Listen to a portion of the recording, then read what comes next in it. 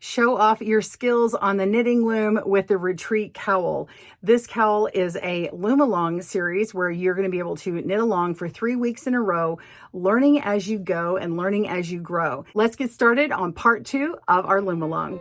Welcome to Good Knit Kisses. We're all about helping you stitch your love and love your stitches.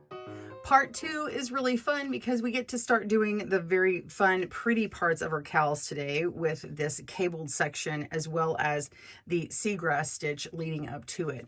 So let's go over to our pattern. So we worked on the 1x1 ribbing last week and the diamond lace stitch as well. This week we're working on the seagrass stitch pattern and also the Indian cross stitch pattern. Let's go over and look at our charts. On the skinny, you can see how it's going to be a lot of stitches this week. We're going to be working with lots of rounds, but that's because one section here, you're working with the seagrass, and then this section here is all the Indian cross stitch, and then you just have repeated rounds. Now, because you have to have more stitches to get the same height on the skinny that you do on the chunky loom, let's jump over to the chunky loom pattern here. And you can see how the chart is much shorter. You're doing far less rounds than you do on the skinny. They're still the same stitch work. It's just fewer rounds. So let's go over to the pattern. Okay, I'm going to look at the chunky one. It doesn't matter which one you're looking at. We're going to go concentrate first on the seagrass stitch pattern. The way we work this, we are going to bind off one stitch. When you're binding off, you're working 2 stitches and moving the second one onto the first, and then you leave an empty peg. And before you move anything over to that empty peg, we're going to increase again by a yarn over. This is an E-wrap yarn over. We're just going to be wrapping all the way around. And then we're just going to repeat that throughout the entire round. And then we're going to be knitting around after that and repeating it back and forth. So let's go see what that looks like on our chart. All right, on our chart, we've got our chart key, and the new stitches we're working on are this little arch and then this circle here. So we have a bind off stitch, which you normally don't see on the chart because usually you're binding off after you're completed with the chart. And then we have this circle here representing the yarn over. So that is right here on round 7. On the skinny loom, that's going to be round 8. And then you have this little arch. And then once you've bound off one stitch, you have that circle filling up where the empty peg was. And you just continue repeating. And the round above it is that knit stitch, because remember that box is empty. Okay, so that's how you read that chart there for this stitch pattern. Let's go ahead and jump into our first round of seagrass. Remember, in this video, we do have timestamps, so you can jump right to the section that you need. We're going to work on the first peg, and we just knit that. Go to the second peg, wrap knit that, and then pick up our second peg and move it to our first peg and knit that over. Now we have an empty peg. We're going to put a yarn over on it. We're going to E-wrap around that. Now, E-wrapping around that gives us extra yarn. It also sets it up in a certain direction. If you yarn over with the yarn in front of the peg, it will not set it up correctly for the stitch pattern, and it doesn't look the same. It also makes it a little bit shorter of a row. So be sure and E-wrap, yarn over that. And then you move on to your next pair. You're going to knit that next one off. Whoops. Knit that. Then you wrap knit the next one.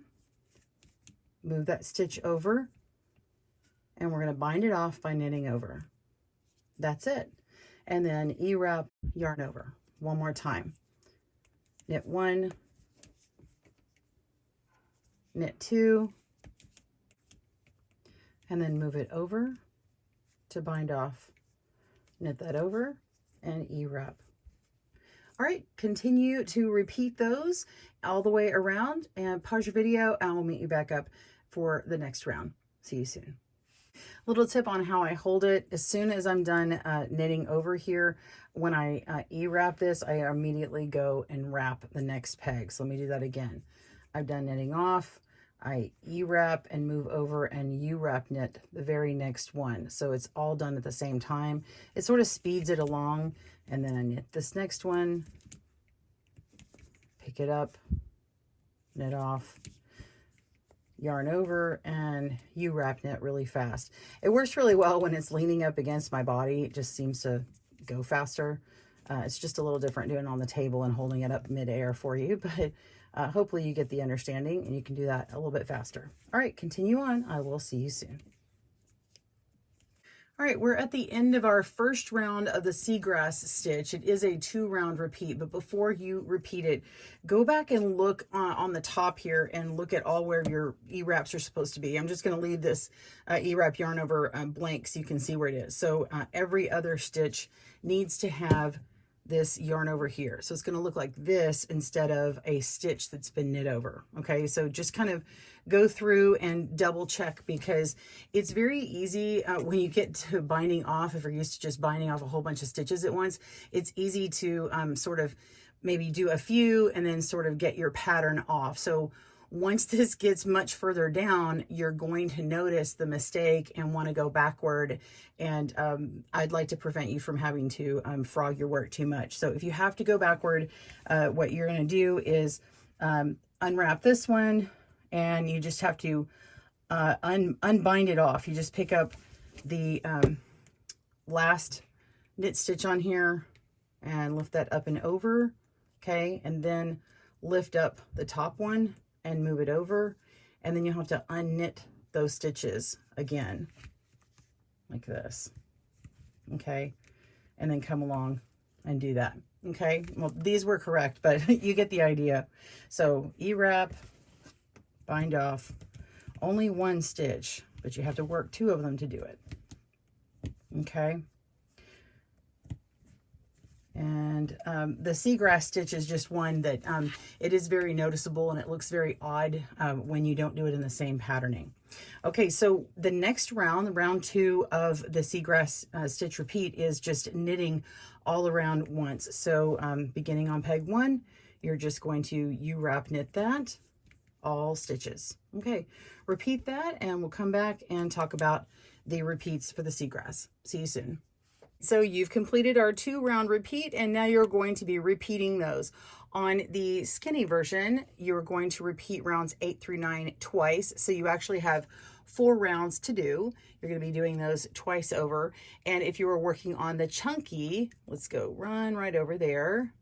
You are doing it once more. So rounds 7 through 8 were that 2-round repeat, and then you're just going to be repeating it once more. All right, let's look at that pattern on the chart, and you can see this is the part we're doing. So we've already done these 2 rounds here, and we're going to be repeating these. If you're on the skinny, you've got to do them 2 more times after that. All right, so pause your video and work on that. We'll work on the next section after that. See you in a moment. After the Seagrass stitch, we have a small little area here with 3 rounds. We're going to purl around, knit around, and purl around, which gets us actually 2 garter stitch ridges, because the last round that we did was a knit round. So right after that's a purl, and then we have a knit purl, so you get 2 ridges. Now, before I move on, I do want to mention again about color changes. If you want to change colors, you can do it on a knit round. And here's your first knit round that I would suggest maybe doing it on. So if you want one little ridge that pops out with another color, say like this, where you just want like a little stripe of color going around, you could do it on a ridge here, or you can wait until we have our next knit round on the Indian cross stitch, where you can change it on the drop stitches, say on here. Let's talk about the color changes at the end of this video, but I just wanted to bring it up here now if you want a head start. Okay, so go in the timestamps down below to jump to that section if you want to talk about or hear about the color changes. All right, so go ahead and purl a row, knit a row, and purl a row around, and then I'll meet you back up for the Indian cross stitch pattern. See you soon. The Indian cross stitch pattern is this really beautiful pattern in the middle here, and you can see it has long drop stitches that we have crossed over like it's a cable. So let's just jump over to one of the charts here. Okay, and you can see graphically we've just represented it as a big X on our pattern here. So you can look over at the symbol, or I kept calling it icon earlier. I don't know why. It's a symbol, whatever. It's the Indian cross stitch represented by this big X, and it just consumes over 6 stitches. So we have 1, 2, 3, 4, 5, 6. We are crossing 3 on the right and 3 on the left in that 6 stitch area, and then it's repeated across. Don't worry about the rest of it for now, but let's just go ahead and concentrate on the first round. Let's look at our written directions. Okay, the first round of your Indian cross stitch is right here, or on the chunky version of it, but it's a different round number on your skinny version. You're going to E-wrap knit 1 stitch. When I say E-wrap 1, I mean actually E-wrap it and then knit off or knit over, where you lift the bottom over the top. And then you're going to wrap that same peg 3 times. And then you repeat that on all of the pegs. The very last peg you don't actually need to wrap, and you'll see why later on. Let's go ahead and do that right now. So we have peg 1. We're just going to E-wrap that stitch all the way around and knit off. And then we're going to wrap that peg again 3 times.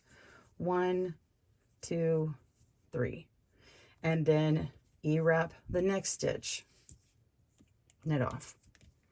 And now it's going to lock these stitches in here. This is going to be one big long length that's going to get unraveled on our next step. So step 1 is just knit 1 and then wrap it 3 times.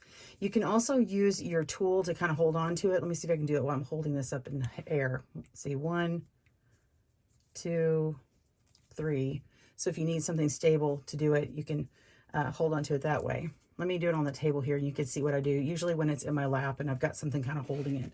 So I've knit 1 here, knit it off, and then I'm just going to use my tool to help hold it down there while I wrap. Okay, so these are all wrapped, and as we go around and knit 1, it locks them in place. So go ahead and repeat all the way around. Pause your video. I'll meet you back up for the last peg. See you soon.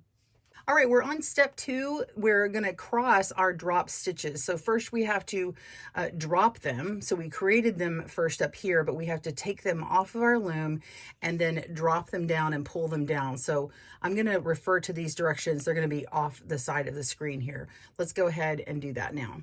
On step 2, we're going to unwrap our pegs. Now we're going to be working in sections of 6 at a time to drop the stitches, but we need to unwrap more than that or else we can't tug down our yarn. So what I do is I start with the very top one, and I just kind of flip it off the top of my peg and then unravel the yarn there. In a very quick scenario, you can just kind of flip off the top of them, just the very first one, and then come back and do a few at a time, just kind of loosely like that. However you like to do it, that's fine. I say the first 12 to 18 stitches, undo those, and then the first 3 to 4 stitches over here, maybe even 3 to 6. Okay, so what that does is it gives us some room so that we can pull down on our work. So once we do that, I'll just do this in real time with you without cutting it out so you can see me. Once we do that, we're going to tug on our yarn and get these drop stitches to fold all the way down, and they're going to kind of slide through that E-wrap round that you just did. Now while I'm chatting here, I will talk about color like I said at the end, but if you wanted to change color on these crossed drop stitches here, the Indian cross stitch, you could have changed and started a brand new color at the beginning of this round. No worries, because I think the first time you watch this, generally most people are going to be just watching it and not actually knitting along with it. So hopefully I caught you in time. All right. I'm not really counting them, but let's just say I've got my 12 to 18 stitches pulled out, unwrapped. All right, I've unwrapped these down here, and now we're just going to take our yarn. I'm going to turn it around so you can see it. You don't have to do this on yours, but I'm doing it so you can see it. We're just going to take our knitting and tug on it. And see that? It creates this really long drop stitch. Okay, I can come over here and tug on these more, And the Flexi Loom is cool because I can just kind of bend it and it'll do most of it. But you see how this last one here, it's not working it. So if I have to cross some of these here, it's better to go ahead and undo some more. And come to the beginning and do those as well. Okay, so those are all now pulled off, and they're going to be loose, and they can just pop right off of the loom. So you want to make sure and do this when you have time to concentrate on this round and cross all the stitches so that they won't be falling off as easy. The end of this round, we're going to do a purl round to lock these in place, and so you want to be able to do that all at the same time. The other way you can unravel them is to come to the back here, and you see there's this line of yarn here. Okay, you can just take that and undo them from the back as well. So that's just another way to unwind them. Okay, and you just pull on it and you can see it just kind of guides it up through there. All right, now the next step, we are going to be crossing these stitches. So let me lay this down so you can clearly see how it's going to cross, and it's laid out, but you don't have to lay it on a table if you don't want to. Now you can use your fingers or you can use a cable needle. It's not necessary to use a cable needle. In fact, generally I just use my fingers here, but I'm gonna use this for a moment so you can see. I'm gonna work with the first 6 stitches, 1, 2, 3, 4, 5, 6. So you can see it takes up 3 of these links. So we're just going to pick up the first 3, 1, 2, 3. You can also use your loom tool. I'll use the loom tool on the next one, and I can just hang it at the back. Okay, I'm not using them at all, so we're just going to let them hang for now. Pick up your loom tool, and then you're going to take these next 3 stitches and we're going to place them on the first 3 stitches. What I do is I pick them up with my hook and then I twist them around. The reason why I twist them, let me pick it up and you can see there's a little twist to the back here. Do you see that? That's from that first E-wrap. If you just go ahead and twist your loom hook around, it will make that more of a V shape, okay? And then we just lay it on our peg. You don't have to do that. If they're all done the same way, that's the best thing. So if they're all twisted, that's fine. If they're all untwisted, that's fine. It's just best to be consistent. So I'm gonna do 1, 2, 3, and now I'm gonna put these other ones back on. So I'm gonna take my cable needle. It's just been hanging out and waiting.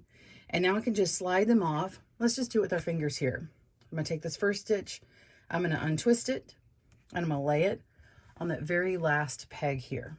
Take the next one, untwist it, lay it on the next one. And take this one, untwist it, and pull it. You can see it's a little bit shorter here, but once I pull on it, it's going to make this one a little bit shorter too. It'll even it out. And to really get it even, you can just tug on it, and now you have it crossed, okay? So this is the right side coming over to the left side. If you're flipped the other way, you'll see it. If you're on the other video, it'll just be flipped the other direction. Okay, so then you move on to the next group of 6. Let's do it with my loom hook. We're gonna pick up 1, 2, 3, hold it to the back. I generally just grab it with my hand. Usually when it's on my lap, I just hold it with my fingers, and then I can actually start moving them over this way. So I've got my first one, untwist it and place it. Next one, twist and place. Next one, twist and place. And don't skip any. And then now we're going to take these, twist them and place them. And we've got all 6 of our stitches. Okay, so make sure you're doing 3 and 3 at a time. You haven't skipped any, and you're going to get these little open windows here. So it's going to look like an X, and that's exactly what it's going to look like on your chart. All right, so you're just going to continue by unraveling these. Do 12 to 18 at a time, and we'll meet you back up at the end of this round to do a purl row. But before I keep going, I will say that a quick hack to helping yourself is to go ahead and do the last 6 stitches as well. Okay, so go ahead and just do the last 6. I'm going to show you something with your working yarn here.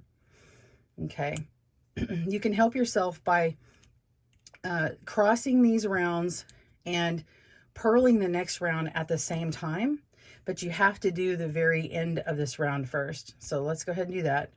We're gonna undo these.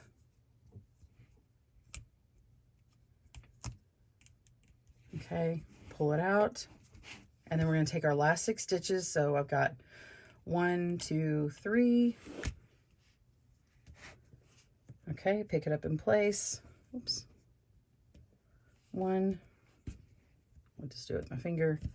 2 and 3. And then place these. 1, 2, 3. All right. So now I have these done. Okay. Here is my working strand, okay? When I'm gonna do my next round, which is purl, it's gonna have to go up to this first stitch, right? But then I'm gonna have this little random yarn here. So I held my yarn at the back. My directions do say hold the yarn at the back, and you can absolutely do this and it's totally fine. But if you want a more seamless look without that extra little part in there and this little open window, I have a little trick where I go back a couple of stitches and lay them on top of these here. Okay, so I'm laying them behind my very last crossed dropped stitched area, and I'm not going to work them at all, but this very first stitch I can go ahead and lock it in by purling. Okay, so that stitch will get purled. I'm going to wait to do this part again and just to remind you that this is a purled row, but you can have this yarn waiting here for you to remind you where it goes. Okay, all right, so continue working on your round. Pause your video. We'll come back to this area here in a moment. See you soon. All right, so look at this round. Okay, so you can see them all crossed, and be sure and pull on them before you go just to make sure all of the drop stitches are just all the way pulled down. It's nice and even. Okay, it's really pretty. Let's turn on the other side and you can see it. Don't drop it though. I'm just kind of putting some tension on it. You can see all of our stitches dropped here and those 2 garter ridges there. And now we're ready to make these garter ridges again. So the first round that you are going to work next is the purl round. So you're going to purl all stitches all the way around. Just be careful because they're still loose. So you would take your yarn and come up here and start purling. But remember, this working yarn needs some gap. So if you're going to hang it between the last stitch and the first stitch, it's going to hang in the way here, but you need a gap to be able to accommodate that that height that takes place. So you kind of want to give it a little bit of looseness here. And you can also go around, like I said, at the end of that last one, go around these last 2 pegs here, come up and from the back, and then it sort of hides into that back of that stitch. So just keep it at the top of those last 2 pegs and then come underneath the very first peg and purl that stitch. Okay, so we're going to purl it and then continue purling all the way around, and that will sort of lock in all of these stitches. And when you get back around to the last 2 stitches, I'll meet you there and we'll work on those together. Pause your video and I will see you in a moment. All right, so our purl row is almost finished. I've just got these last 2 stitches here and I'm going to purl both of these together. So this is just that working yarn that was up there. Okay, so go ahead and purl those and then purl the next one. Oops. Okay, and now you have 1 garter stitch ridge that will finish out these repeats. So we did 1 round with the cross stitches, we did another round with purl, and then we have a knit round and a purl round to finish that out. So if you wanted to, we'll talk about color change here too. If you wanted to color change again just for the ridge, you could put it there, which is like this sample right here. Okay, so if you want a little pop of color here, you could do that at this point here. You will have extra tails to weave in later, but that's what that would look like. Okay, all right, so we've got our pattern here. Like I said, you just finished this purl round here, and then you're going to knit around and purl around. You can change the color on that knit around there. And rounds 14 through 17 is your stitch pattern repeats for this particular one. Let's look over at the chart. Okay, So your stitch pattern repeat beginning with the first 6 stitches crossed is this area here from 14 to 17. When we meet back up, we'll be at this next section where we're shifting it over, and so it will be slightly different. All right, go ahead and finish out your knit round and your purl round, and I will see you in a moment. See you soon. When last we left off, we were looking at the rounds for the chunky version, and we finished rounds 14 through 17. Now we're going to jump to rounds 18 through 21, and everything is going to kind of shift over. But it begins just how we did the beginning of this as an E-wrap 1 and then wrap that peg. So let's go ahead and do that now. Whether you're on the skinny or the chunky version, it's the same. So you're just going to repeat what we did before. E-wrap, knit over, and wrap the peg 3 times. 1, 2, 3. E-wrap the next peg, wrap that peg, 1, 2, 3, and move on. And the next one, E-wrap 1, knit over, 1, 2, 3. Okay, so go ahead and continue doing that. Pause your video. I'll meet you back at the end of wrapping all those stitches. We'll see you soon.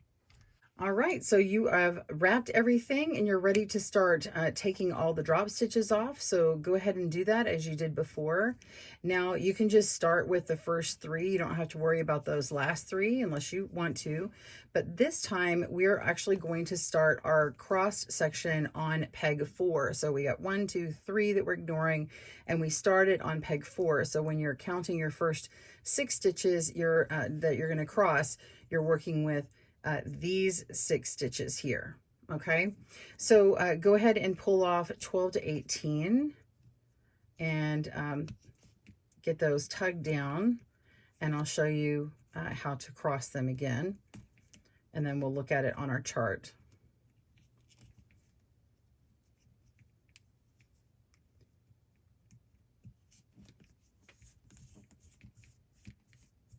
Okay, pull those stitches down. You can see where the cross is before, and so we're going to be crossing it right where this little window is. And see this opening?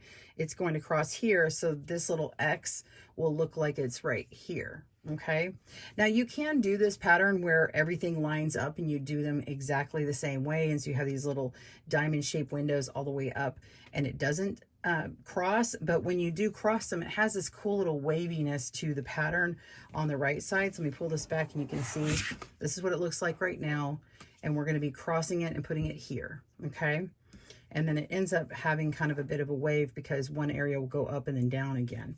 All right, so continue doing that. I'm going to get my pattern out.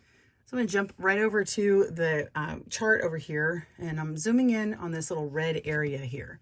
So you see this sort of half of the X completed here, and then we have the full one that goes over 6 stitches. If we look at our chart, the one with the red part around the box says skip these 3 pegs at the beginning of the round. And then at the end of the round, it's down on the other side. I'll show you in a moment. Work these 3 pegs with the skipped pegs from the beginning of the round as first Indian cross stitch. So let's zoom out, and you can see down at the end of this round down here, if we kept it going, it's going to have that little V shape right here. Okay, kind of sideways. So you're just going to continue pulling those off, and let's go ahead and do this now. We're going to cross these. So skipping my first 3 stitches, 1, 2, 3, I'm going to pick up the next 3 starting on 4. 1, 2, 3. There you go. And then we're going to move over those next 3 and put them on our empty 3. Just using my fingers here. All right. And then take the ones that we were holding back and place them on the empty pegs. All right, so when I pull back on it, you can see how it's crossed right where that window was right above it. Okay, so continue doing that all the way around. Pause your video. I'll meet you back up for the last 6 stitches and the next round. See you soon. All right, I'm on my last 6 to cross. You can see I've crossed all my other ones, and I did not pre-purl. I did not purl that next round. I just left them on here. So you can totally do this if you're not interrupted. I just made that suggestion before in case you tend to drop stitches, or maybe you have children or animals around that kind of jar you or whatever. Maybe you're riding a bus or something. It doesn't matter.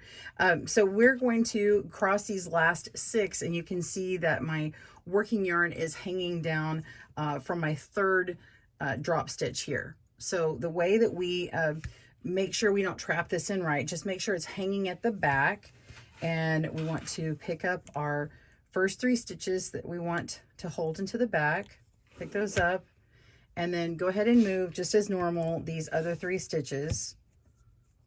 Okay. Okay, I'm just twisting and flipping as I go, as I've done before. And then we're just going to put these other ones on here.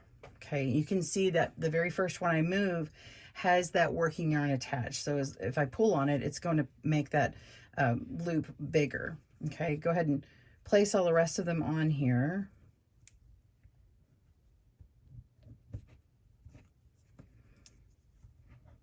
Okay.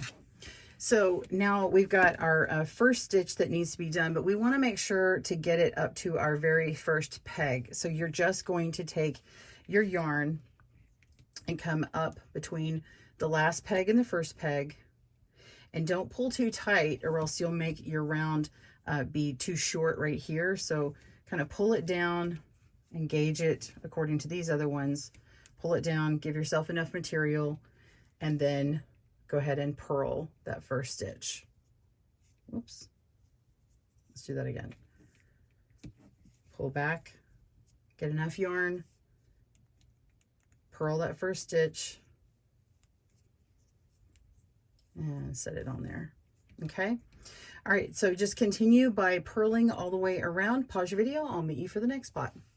After you've purled your round, we want to go ahead and do another garter stitch ridge. So we're going to knit around, and then we're going to purl around. So go ahead and do that. I'm going to grab my pattern and you can look at it. We have completed this crossed area and then this purled round, and now you're just working this knit round and then the purl round.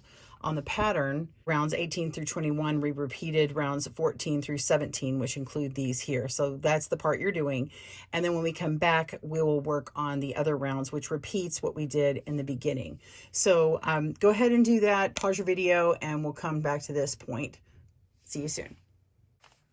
All right, so you've got 2 different repeats of this Indian cross stitch. They've been alternated. Let's go to our pattern. All right, so I'm going to jump over to the pattern on the chunky cowl and look at the chart. So we've completed from here all the way to here. Now you're just going to be repeating those repeated 4 rounds that you did in the very beginning. You're going to E-wrap them and triple wrap them after, go all the way around, and then you're going to cross them just the same as you did before. And then for the chunky version, you will be done. So you only need to do those next 4 rounds and you will be done with this part of the pattern. If you're on the skinny, let's jump over to that one. Over here, you can see we have 5 of these sections that have the cross stitches. So we did this part with the red that we just finished, and now we need to repeat that beginning part again, and then we'll do that area again where we shifted over, and then repeat that ending part just like the chunky cowl is finishing up with. So there's 5 of these sections here instead of 3 for the chunky. All right, so go ahead and repeat that. This next part, I'm going to talk to you about where to place color if you want to make some fun changes. When we talk about color change, of course, you're going to be adding in more yarn, but this also can be a note for when you are ready to add in more yarn. I suggest adding it in on any knit row, which can be any of these garter stitch ridges, but you can also put it in on your drop stitch row, which we'll talk about in a moment when we talk about color options. All right, so how to do this on the drop row. You're just going to have a nice generous tail that you can weave in later. You always want to weave in the colored tail on the colored row or rounds that you're working so that it hides. So just leave this nice long tail here and go ahead and E-wrap around that very first stitch and then knit off. And then if this is your drop stitch round, you're just going to wrap around 3 times If this is a U-knit round, U-wrap knit round, then you just U-wrap knit all those around, okay? So just going to knit off the next one and go ahead and wrap around for my drop stitch, okay? And that is your color change. If you want to carry the yarn up the back of the opposite color and use it again, that's fine. Just know that if you use it on a drop row like this one, you're going to have this color showing through. So you may have to use that hiding technique that I talked about, going around some of the pegs you can see earlier in the video, or you can always cut it and you'll just have extra tails to weave in. Just weave in the same color along the same color of rounds in the back of your work later on. If you want a video to that, go click in the links below on how to weave in garter stitch on our channel. All right, let's talk about different color options you have. Here are examples of the chunky cowl and the skinny cowl. We have 3 sets of the Indian cross stitches on the chunky and 5 sets of the Indian cross stitches on the skinny. If you want to make a change in color, you can absolutely do that on every single round of these Indian cross stitches. Just make sure that you are working that next purl round with the same color you did in the drop stitch. You can also just simply choose to have a color A throughout the whole thing and maybe make a change on a couple of the garter stitch ridges to frame it out. So I want to show you an example on my chart, but first let's look at this one. Now this is just a test sample, but it shows you how you can go from a main color, switch it out to an accent, maybe even add a little accent just on the ridge here, and then go back to that second color, switch it out back with color A, and then go back to color B. So we've got an A, B, A, B, A, B, and then back to color A for the main color. You could even have a main color and then each of these drop stitches becomes, say, color B, C, and D. So let's look at some charts to kind of show you some options. So here's one of my charts and I've left it blank. Now, of course, this is still part 2 chart. So you're going to have this part right here that's going to get mirrored on the other side for part 3, okay, for the rest of this tutorial. But for this video purposes, I just want to show you, I screenshot this and put it on my iPad, and I'm using a markup tool to just kind of highlight some areas. So right here, this is the first example. This is what you saw just a moment ago in the knit sample. All I did was on the knit row of the drop stitches, because that is a knit row, so rows 14, 18, and 22, that's where I added in the color. And then I did a second row with a purl right after. So then I changed the color on rows 16 back to the original color, and then up here again I changed it back on row 20, and then up here changed it back to row 24, and then just keep it going. So that's an example like what you just saw a while ago. If I jump over here, you can see that I'm keeping the main color throughout and even on my drop stitches, but then I'm only changing out these little spots where there's just a garter stitch ridge. So you could have color A for your drop rows, which are taller. You just have to keep in mind this row right here is going to be much larger than these rows. And so these little strips of color can just pop throughout. You could even do 4 different colors if you want. So let's go to another scheme that I came up with. I'm going to jump over to the other one. This is the skinny retreat cowl. Okay, so this is what it looks like without the colors on it. And then I screenshot that, and just what I did is added in color as if I'm changing it every time on the drop stitch rows. So this gives you an idea if you wanted to grade your color and do a monochromatic theme where it just switches out on all of those long drop stitches for the Indian cross stitch. Or you could have, you know, color, you've got color A, which is the white, and then maybe you have this purple, that could be your color B. Maybe you do color B on this area here as well as up here with the blue, and then maybe you have a color C right here where this red is and this green is. So there's so many different options you can have. I hope you have fun with it. Be sure and use your tools. If you download the pattern off of Ravelry and Etsy, you will have these charts and you can just easily screenshot them and use some markup tools for yourself. Well, how was part 2? I can't wait to see yours and its progress. So be sure and tag us on GoodKnitKisses Instagram with that same hashtag Loom Knit Retreat Cowl. So this one is so fun, and it starts progressing really fast because those drop stitches just create that height so much quicker. So if you want to make it longer, go ahead and make it longer till your heart's content. And it can even be like a little hooded cowl if you make it even longer. I wouldn't recommend it in the small size, but you could definitely do it in the medium and the large. And some may even want to take the large size and make it really, really tall to be more like a shawl that kind of wraps around you. Now it is going to be a circle like this one. It's going to be, you know, like that, but you could definitely do that. So I can't wait to see your progress. Be sure and tag me. Happy looming, and I'll see you for next time. Thanks for joining us today, where we help you stitch your love and love your stitches. See you again soon.